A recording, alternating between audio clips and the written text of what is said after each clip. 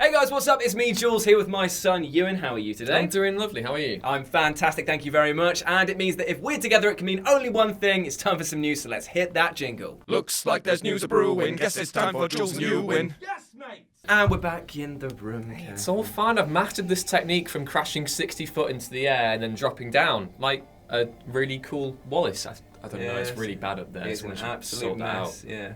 If it rains, we are absolutely screwed. Anyway, we are talking today about The Watchmen. Now, recently, there in the comics, The Watchmen's had a bit of a revitalization because the original one was set back in the 80s, and now Doomsday Clock has kind of modernized this. But now, it appears that the TV version of The Watchmen might also receive the same treatment. Yeah, so if you've been keeping up with the news of HBO's Watchmen TV show, you'll know that Damon Lindelof was tracked to write it. He posted some cryptic clues on Twitter a while back, and now he loves doing that. He does. Yeah. And basically, last night he kind of said that he wanted to, the new show will be set in the modern day. He wants to give it a remix, and to be fair, in this letter he does kind of clarify his reasons, and as someone who wasn't a big fan of Zack Snyder's film, I think it makes sense that you don't want to basically just emulate the beats of Watchmen, because if you've read Watchmen, you'll kind of know that the comic is just such, like, it's made for that medium, and having it take place elsewhere, it's not really particularly I see what good. you're doing. You're just keeping talking so that we can avoid the fact that you don't like the Watchmen film. It's fine. But yeah, so he says that the new show must ask new questions and explore the world through a fresh lens. Now, when I saw this being announced, I thought it was going to be like a Watchmen prequel, kind of like before Watchmen. Yeah. But now that we know it's taking place in the modern day with new characters,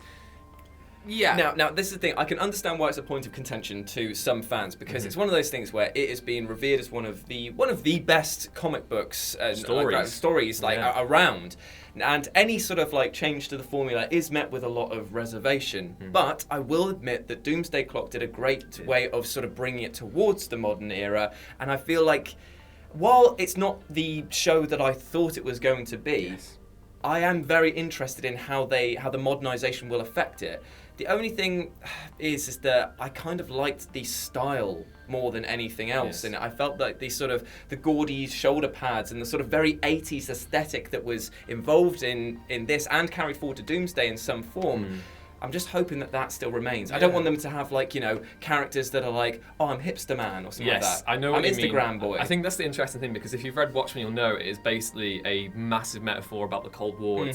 That story exists in that zeitgeist of Cold War tension, anxiety, fears, phobias, whatever you name it, it's included in that book. And what Doomsday Clock's been doing, if you've not been reading the comics, is they've been trying to translate that to the kind of the age of Trump, the age of whatever.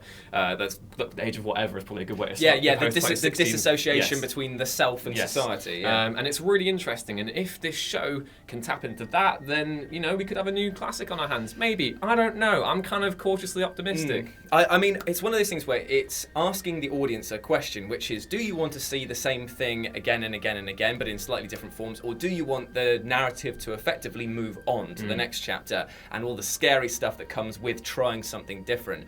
I will totally foresee a lot of people not liking this change. However, let's give it the benefit of the doubt, because until this is actually out, this is all just speculation at the end of the day. I love how we always end on a positive note. Hey man, that's what I do. It's what I do, man. Things can always change. Just like dads, apparently. You and Adam Cleary still hanging out? I mean, we're all our sons' fathers. No, you're my son. Yeah. I'm your dad. Oh, right, okay. If you hang out with that creepy sausage wagon driver, I don't know what's going to happen to you. Yeah, that's right. Called him out. No one dyes their hair without a reason. Anyway, as always, I've been Jules. This has been my son Ewan. Bring it on, Cleary. And we'll speak to you soon. Bye.